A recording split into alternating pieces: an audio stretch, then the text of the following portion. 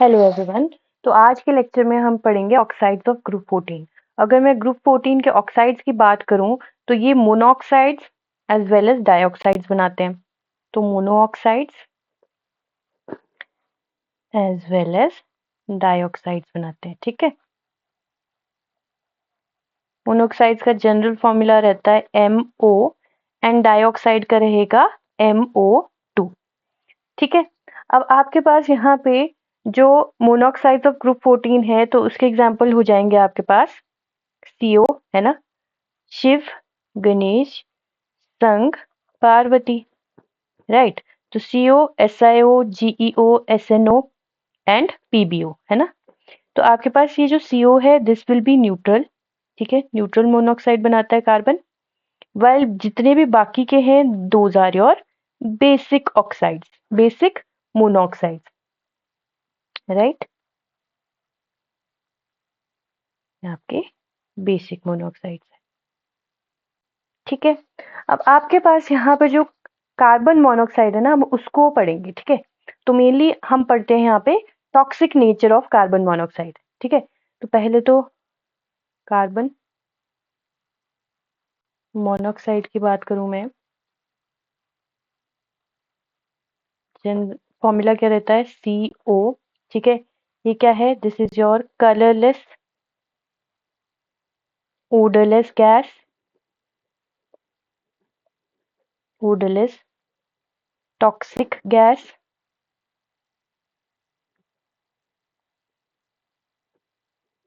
burns with a blue flame, burns with a blue flame। ठीक है,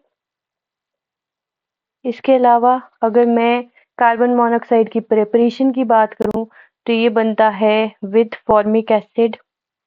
ठीक है, फॉर्मिक एसिड है ये HCOH, this is formic acid. इसको रिएक्ट करोगे इन H2SO4 है ना, H2SO4 के साथ। तो H2SO4 यहाँ पे आपका डिहाइड्रेटिंग एजेंट के तरह काम करता है। This acts as dehydrating agent. Dehydrating, dehydration मतलब लॉस ऑफ वाटर मॉलिक्यूल। ठीक है, तो यहाँ पे डिहाइड्रेटिंग एजेंट का मतलब यहाँ पे ये वाटर मॉलिक्यूल का लॉस करवा देता है। ठीक है, तो आपका formic acid along with H2SO4 water molecule release होगा और आपके पास क्या बन जाएगा, CO2 बन जाएगा। राइट, तो यहाँ पे आपने सॉरी CO बन जाएगा, नॉट CO2, CO बन जाएगा। ठीक है, तो एक तो ये तरीका है। दूसरा आप कैसे बना सकते हो carbon monoxide, by carbon reaction with limited supply of oxygen, आपके पास बन जाएगा कार्बन मोनोऑक्साइड। राइट, अब आपके पास यहाँ पर मैंने पढ़ाना है आपको टॉक्सिक नेचर ऑफ CO।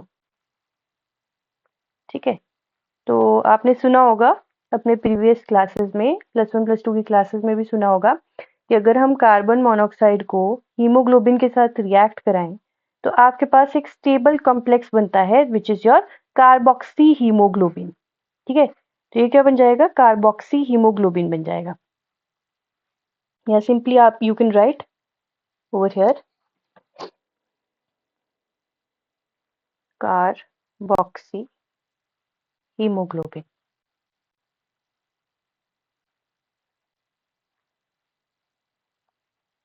ठीक है, इसके अलावा अगर मैं ऑक्सीजन का रिएक्शन कराऊं with haemoglobin you will get oxy haemoglobin, HAE है ना, HAE ऑक्सी हीमोग्लोबिन। ठीक है, अब इतनी बात याद रखना, जो ऑक्सीजन के साथ हीमोग्लोबिन का रिएक्शन होता है और जो ऑक्सी हीमोग्लोबिन बनता है वो लंग्स में बनता है। ठीक है, and it is carried to rest of the cells through lungs. ठीक है, so it is carried to the cells through lungs where it gives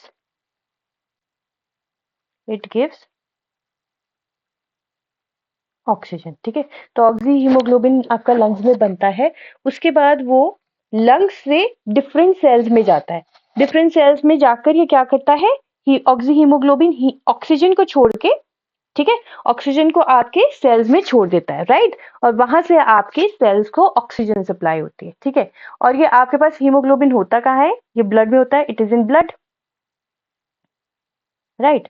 अब क्या होता है, in the presence of carbon monoxide haemoglobin के साथ रिएक्ट करती है and forms carboxy haemoglobin in the RBCs, ठीक है। आरबीसीज में कार्बोक्सी हीमोग्लोबिन बना देती है and it is very dangerous, क्योंकि इट इज दिस, जो ये केमिकल रिएक्शन आपके पास यहाँ पे दिख रहा है with carbon monoxide, it is a stable chemical reaction, ठीक है। स्टेबल होता है ये reaction as compare to this, ठीक है। वाई, बिकॉज कार्बोक्सी, जो कार्बन मोनोऑक्साइड है, it you can simply write, it forms stronger bond stronger bond with hemoglobin than oxygen with hemoglobin, ठीक है। ठीक है, तो ऑक्सीजन और हीमोग्लोबिन का इतना स्ट्रांग बॉन्ड नहीं होता जितना कार्बन मोनोऑक्साइड और हीमोग्लोबिन का बनता है, ठीक है। तो अगर आपके पास आपके इन्वायरमेंट में कार्बन मोनोऑक्साइड आ जाती है, अक्यूमुलेट कर जाती है और वो हीमोग्लोबिन के साथ कंबाइन कर जाती है, तो उसका जो बॉन्ड बनता है वो इतना स्ट्रांग होता है, much more stronger than your oxygen with haemoglobin वाला बॉन्ड, मतलब जो ऑक्सी हीमोग्लोबिन का बॉन्ड होता है।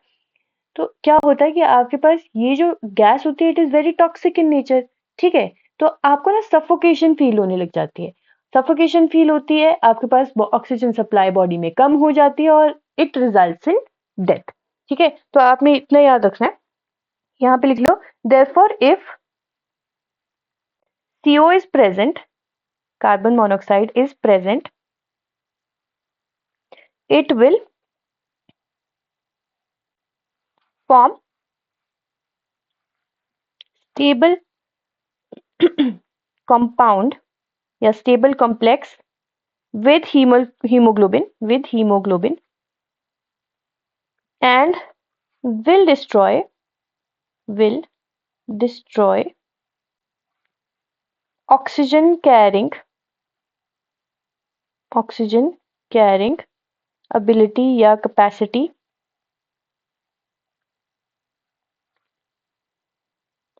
to of the blood, ठीक है। let me take another slide,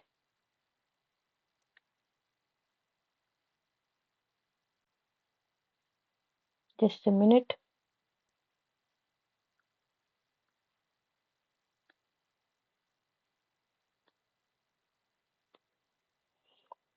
ठीक है, ऑफ द ब्लड। आगे देखो, आगे यहाँ पे है, blood will not take up oxygen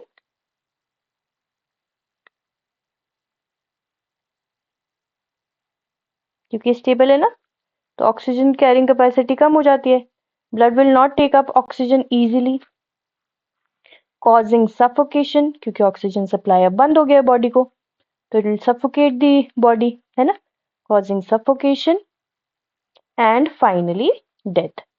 तो आपने बहुत बारी सुना होगा कि आपका, सपोज आप अंगीठी जलाते होंगे घर में, है ना, तो वहां पे अंगीठी आप सिर्फ ओपन में जला सकते हो। अगर आप घर के अंदर क्लोज डोर्स में अंगीठी जलाते हो, कार्बन मोनोऑक्साइड की अक्यूमुलेशन हो जाती है, ठीक है। अक्यूमुलेशन हो जाएगी तो आपकी ऑक्सी हीमोग्लोबिन बनने के बजाय बॉडी में क्या बनेगा, कार्बोक्सी हीमोग्लोबिन, जिसकी वजह से ऑक्सीजन कैरिंग कैपेसिटी कम हो जाएगी बॉडी की, क्योंकि ऑक्सी हीमोग्लोबिन का बॉन्ड इतना स्ट्रांग नहीं होता जितना कार्बोक्सी हीमोग्लोबिन का बॉन्ड होता है, ठीक है। तो आपके पास क्या हो जाएगा, ऑक्सीजन आएगी नहीं, ऑक्सीजन सप्लाई कम हो जाएगी बॉडी में, उससे सफोकेशन हो जाएगी बॉडी को, है ना, और ultimately it will lead to death. इसके अलावा अगर मैं बात करूं तो आपके यहाँ पे क्वेश्चन आता है कि प्रोड्यूसर गैस किसे कहते हैं, है ना, ऐसे पूछ लेते हैं एग्जामिनर। या फिर पूछेंगे कि आपके पास जो वाटर गैस होती है वो क्या होता है, ठीक है, या फिर कोल गैस होती है वो क्या होता है, तो आपको पता होना चाहिए क्या होता है, ठीक है। Producer gas is a mixture of carbon monoxide and nitrogen. ठीक है, वैसे water gas is an equimolar mixture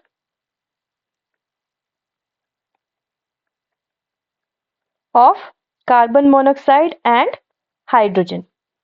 ठीक है, CO plus hydrogen. Coal gas is a mixture of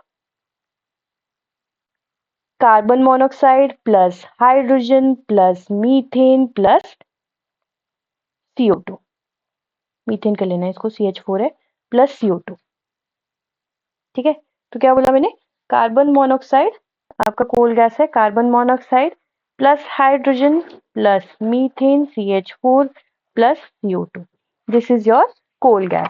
ठीक है, आपने ये याद रखना है क्योंकि एग्जामिनर ने इससे क्वेश्चन पूछे हुए हैं। ठीक है, ये कोल गैस है आपकी।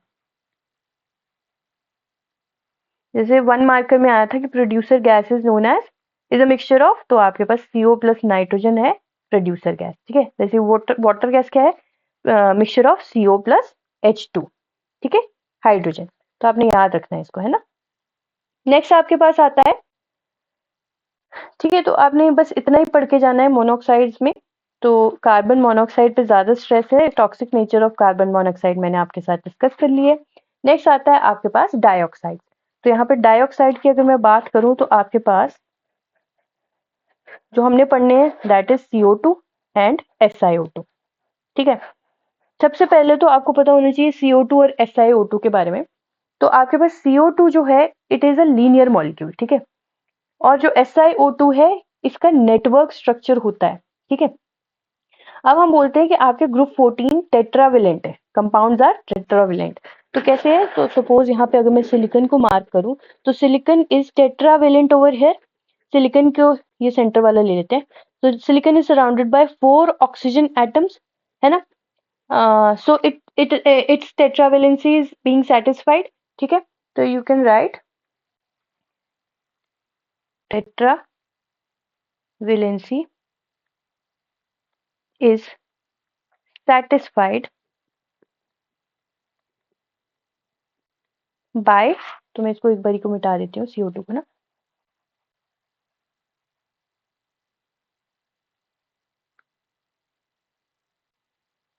formation of 4 silicon oxygen bonds. You can also write tetravalent है, दूसरा it is tetrahedrally surrounded by 4 oxygen atoms. तो silicon over here is tetrahedrally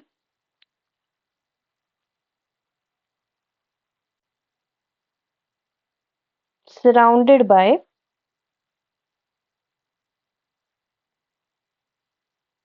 4 oxygen atoms.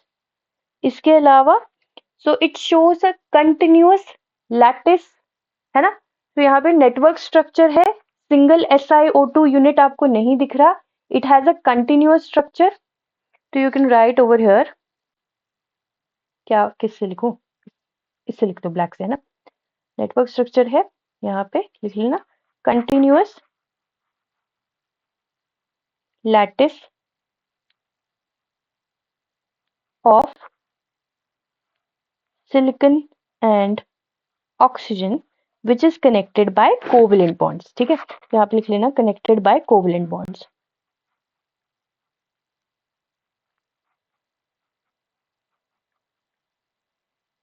Covalent bonds. ठीक है, और ये देर इज नो डिस्क्रीट, है ना, सिंगल SiO2 यूनिट्स आपको नहीं दिख रहे हैं यहाँ पे, कंटिन्यूअस लैटिस दिख रहा है। तो देर इज नो डिस्क्रीट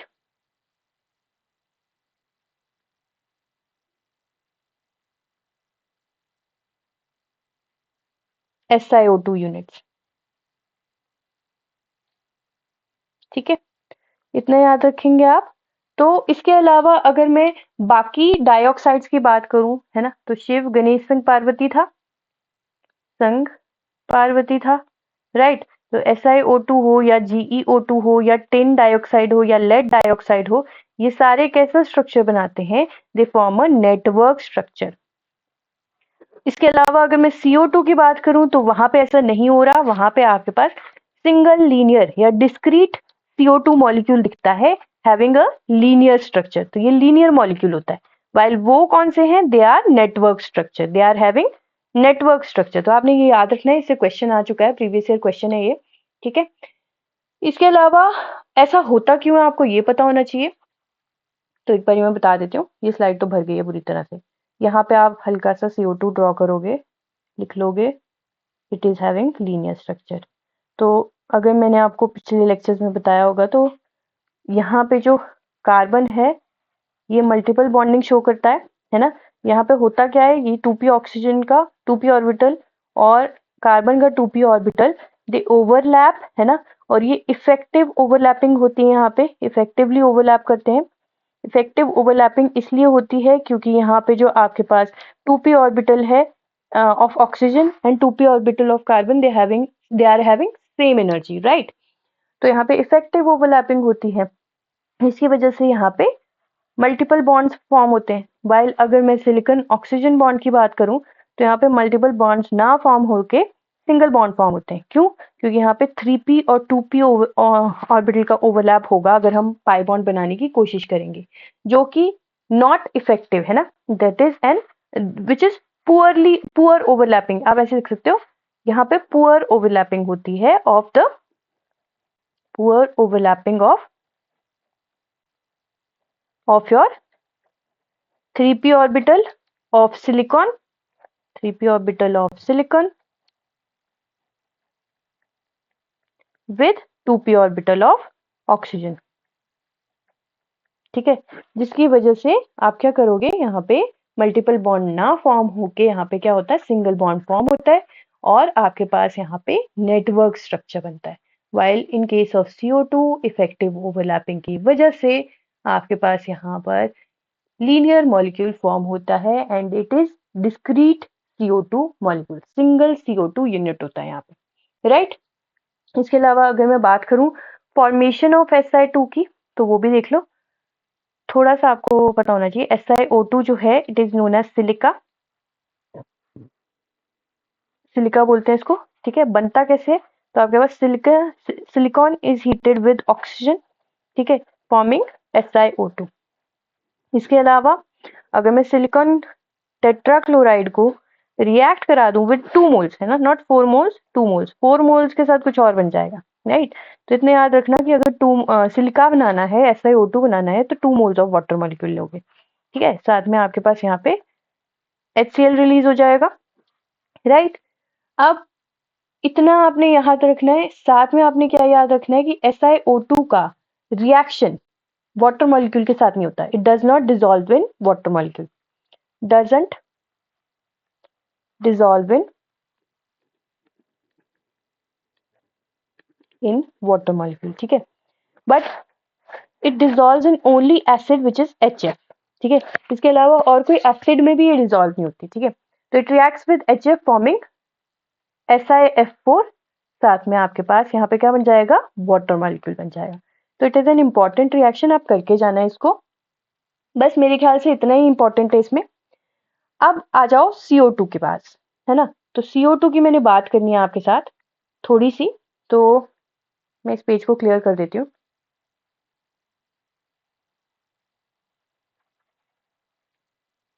ठीक है, सॉलिड CO2 की बात करनी है मैंने, सॉलिड कार्बन डाइऑक्साइड या सॉलिड CO2, ठीक है। सॉलिड CO2 की मैं बात करूं तो इट इज सॉफ्ट, ठीक है, बर्फ जैसा लगता है ना, white snow like, soft white snow like, ठीक है।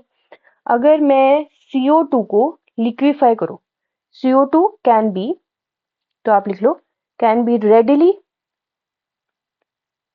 liquefied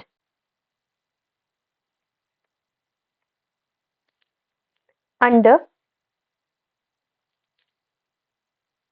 50 to 60 atmospheric pressure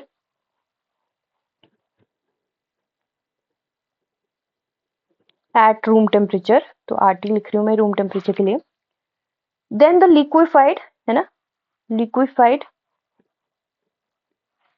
CO2 is allowed to sublimate, ठीक है, या allowed to not sublimate, allowed to evaporate, sorry, sublimation तो तब होता है अगर सॉलिड CO2 सब्लाइम करके वेपर्स बना देता है ना, यहाँ पे liquid CO2 is allowed to evaporate,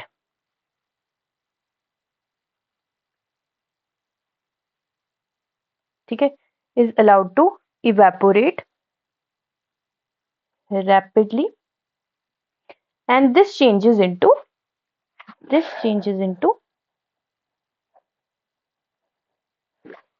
solid CO2,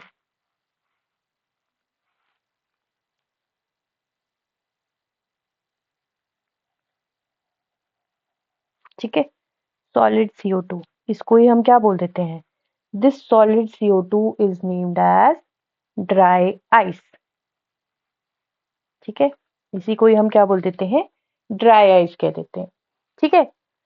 अब ये जो ड्राई आइस होती है ना, ये आपके पास मेल्ट नहीं करती, ठीक है, ये बहुत ही ठंडी होती है, dry ice is very cold, ठीक है, जिसकी वजह से ये यूज होती है एज अ रेफ्रिजरेंट, ठीक है। तो ये जो ड्राई आइस है दिस इज वेरी कोल्ड, ठीक है, बट ये मेल्ट नहीं करती, ये डायरेक्टली क्या करेगी, ये सब्लाइम करेगी। मैंने बोला ना सॉलिड से डायरेक्टली अगर आप वेपर बना दो तो उसको क्या बोलते हैं हम, सब्लिमेशन कहते हैं, दिस इज सब्लिमेशन। तो ये मेल्ट नहीं करेगी, ये डायरेक्टली क्या कर लेगी, ये डायरेक्टली सब्लाइम कर जाती है। तो इट डायरेक्टली, लिख लो, it directly sublimes, that is it changes to vapors, it changes to vapors without melting, ठीक है जी, without melting, ठीक है। अब यहाँ पे मैंने बोला कि ड्राई आइस बहुत ही ठंडी होती है, तो इसका बेनिफिट क्या है, it is used as refrigerant, used as refrigerant,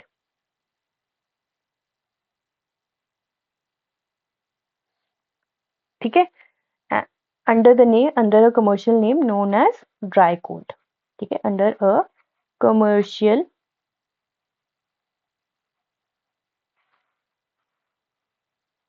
name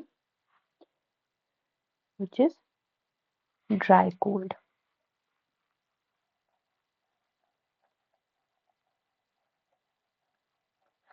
ठीक है। अब बस एक चीज रह गई है, वो मैंने ये बतानी है आपको कि अगर आप सॉलिड CO2 को ना कंबाइन करते हो विद ईथर या फिर एसीटोन, तो उसका टेम्परेचर इतना गिर जाता है कि आपके पास वो -108 डिग्री सेल्सियस पे पहुंच जाता है, ठीक है, तो -108 पे ये पहुंच जाता है। एक बारी मैं ये स्लाइड क्लियर कर देती हूँ थोड़ी सी,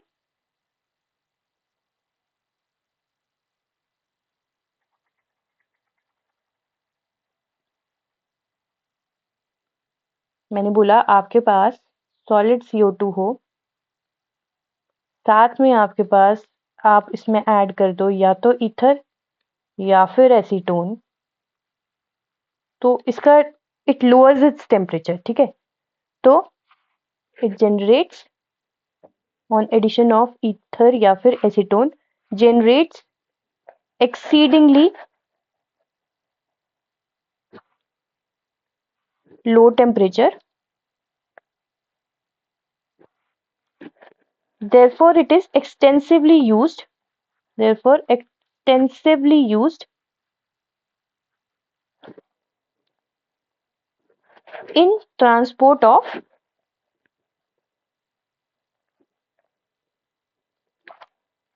perishable foodstuffs, perishable foodstuffs, ठीक है, और ये टेम्परेचर जाता कितना है, ये -108 डिग्री सेल्सियस पे पहुंच जाता है, ठीक है, बहुत ही लो टेम्परेचर, ठीक है। एंड ये जो आपके पास मिक्सचर है it is also used for liquefaction of other gases, used for liquefaction of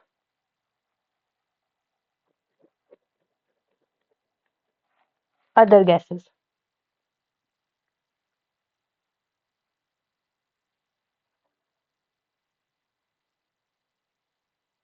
other gases, ठीक है। आपने ये याद रखने हैं पॉइंट्स, ठीक है। अब मैं एक बारी फिर से बता देती हूँ आपके पास, जो सॉलिड CO2 है उसको हम कैसे बनाते हैं। पहले तो हम CO2 लेते हैं, उसको लिक्विफाई करते हैं under certain pressure at room temperature. Pressure याद नहीं रहता तो कोई बात नहीं, ठीक है। वैसे 50 to 60 एटमॉस्फेरिक प्रेशर होता है। अब liquefied CO2 is allowed to evaporate. Evaporation से जो आपके पास CO2 फॉर्म करता है उसे हम क्या बोल देते हैं, सॉलिड CO2 बोल देते हैं, which is known as dry ice. Dry ice का कमर्शियल नेम ड्राई कोल्ड होता है, ठीक है। DRIKOLD, ड्राई कोल्ड होता है। इसके अलावा और क्या बात की थी, जो ड्राई आइस है it does not melt but सब्लाइम्स, ठीक है। तो आपके पास यहाँ पे सब्लिमेशन होता है ड्राई आइस का, मेल्टिंग उसकी नहीं होती है, ठीक है। तो आपके पास it changes into vapours directly without melting, right. इसके अलावा मैंने क्या बताया, it is use as a refrigerant under the name dry cold, ठीक है। इसके अलावा आपके पास अगर सॉलिड CO2 को आप रिएक्ट मतलब आप में आपका मिक्सचर मतलब बनाते हो सॉलिड CO2, उसके साथ साथ आप या तो ईथर या एसीटोन डालते हो, तो उसका टेम्परेचर एक्सट्रीमली लो हो जाता है and it reaches to around 108 degree Celsius. 108 degree Celsius पे रीच करेगा तो आपके पास ये एक ऐसा मिक्सचर है जिसमें आप लिक्विफैक्शन कर सकते हो, मतलब दूसरी गैसेस की आप लिक्विफैक्शन आराम से कर सकते हो, ठीक है। तो it is use for the liquefaction of other gases, right. इसके अलावा जो ये मिक्सचर है that is extensively use in the transport of perishable food stuff. तो आपने इतना याद रखना है इस वीडियो में, एंड आई होप आज का लेक्चर आपको समझ में आएगा। Thank you for watching.